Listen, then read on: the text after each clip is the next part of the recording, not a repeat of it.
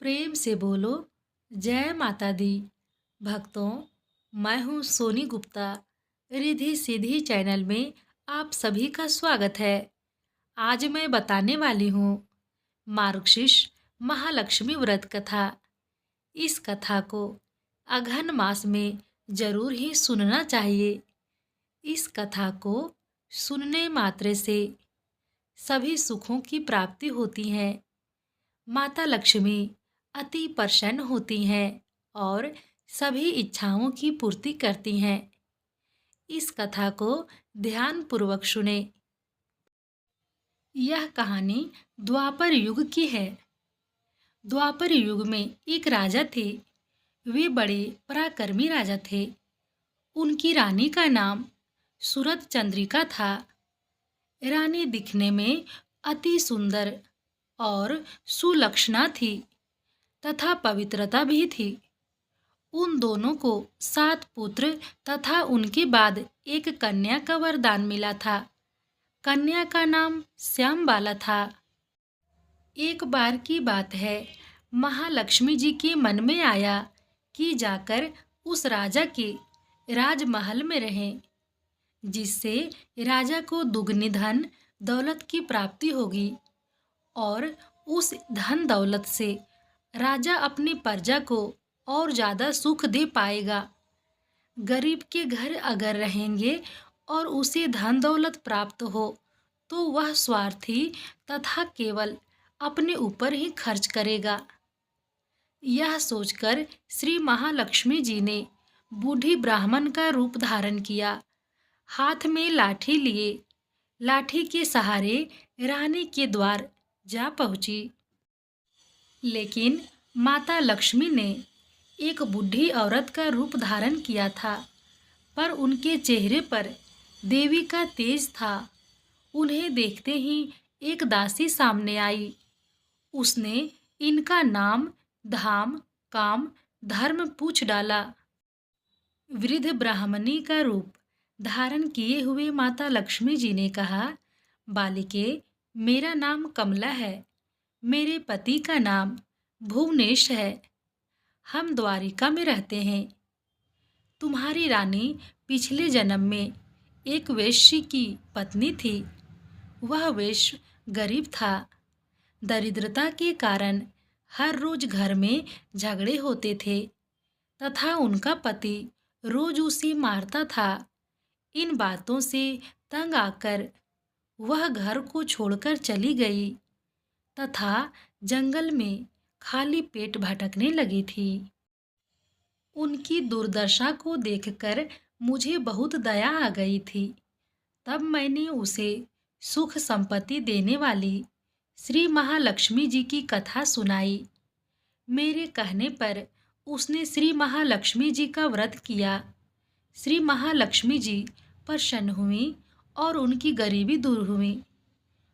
उनका घर संसार दौलत संतति संपत्ति से भर गया। बाद में पति पत्नी दोनों परलोक सिधारे। लक्ष्मी व्रत करने के कारण वे लक्ष्मी लोक में रहे। उन्होंने जितने साल महालक्ष्मी जी का व्रत किया उतने हजारों साल उन्हें सुख भोग मिला। इस जन्म में उनका जन्म राजघराने में हुआ है, परंतु वह श्री महालक्ष्मी जी का व्रत करना भूल गई हैं। उसे यह याद दिलाने के लिए मैं यहाँ पर आई हूँ। बुढ़िया की बातें को सुनकर दासी ने उन्हें प्रणाम किया तथा श्री महालक्ष्मी जी का व्रत किस तरह से किया जाए इसके बारे में पूछा। बुढ़िया रूप धारण किए हुए श्री महालक्ष्मी माता का व्रत के बारे में दासी को पूजा विधि तथा महिमा को बताई। इसके बाद वह दासी माता को प्रणाम कर रानी को बताने के लिए अंदर चली गई। राजवैभव में रहते हुए रानी को अपने ऐश्वर्य का बहुत घमंड हुआ था। संपत्ति तथा अधिकार की वजह से वह उन्नत हो गई थी। दासी द्वारा बताई गई बुढ़िया की बातें सुनकर वह आग बबूला होकर राजद्वार पर आकर बुढ़िया रूपी श्री महालक्ष्मी जी पर बरस पड़ी।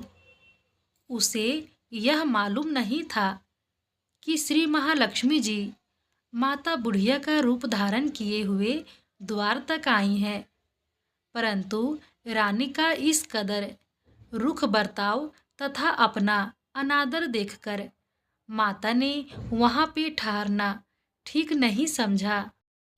वे वहां से चल पड़ी। राह में उन्हें राजकुमारी श्यामबाला मिली। उन्होंने श्यामबाला को सारी बात बताई। श्यामबाला ने अपनी ओर से श्री महालक्ष्मी माता से क्षमा मांगी। माता को उस पर दया आ गई। उन्होंने श्यामबाला को श्री महालक्ष्मी जी का व्रत के बारे में बताया।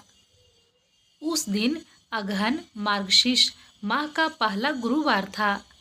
श्यामबाला ने परम श्रद्धा से श्री महालक्ष्मी जी का व्रत रखा। फलस्वरूप राजा सिद्धेश्वर के सुपुत्र मालाधर से उनका विवाह संपन्न हुआ।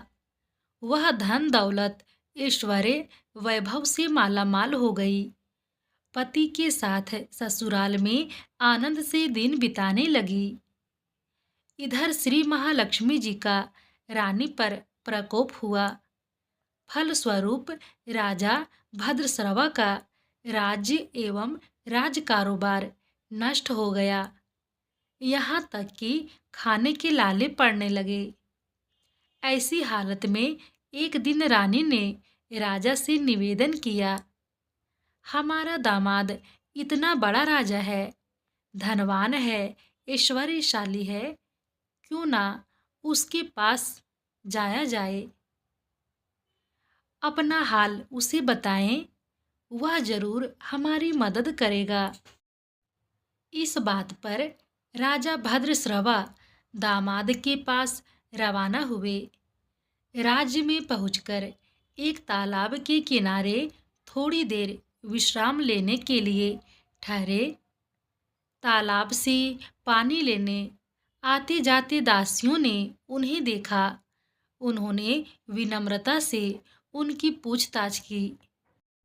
जब उन्हें यह मालूम हुआ कि वे रानी श्यामबाला के पिता हैं, तो दौड़ते हुए जाकर उन्होंने सारी बात रानी को बताई। रानी ने राज परिधान भेजकर बड़े ठाठ से उनका स्वागत तथा आदर सत्कार किया एवं खान पान करवाया। जब वे लौटने लगे तो सोने की मोहरों की भरा घड़ा दिया।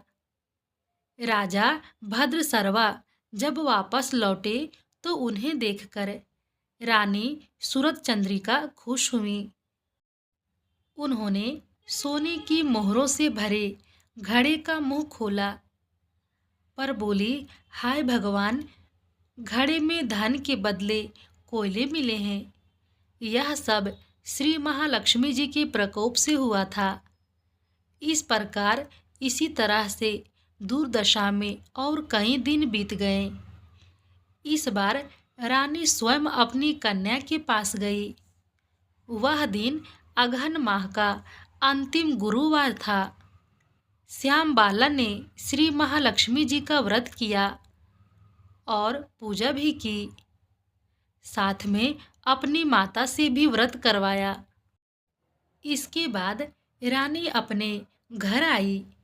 श्री महालक्ष्मी जी का व्रत रखने पर उसे फिर से अपना राजपाठ, धन दौलत, ऐश्वर्य प्राप्त हुआ।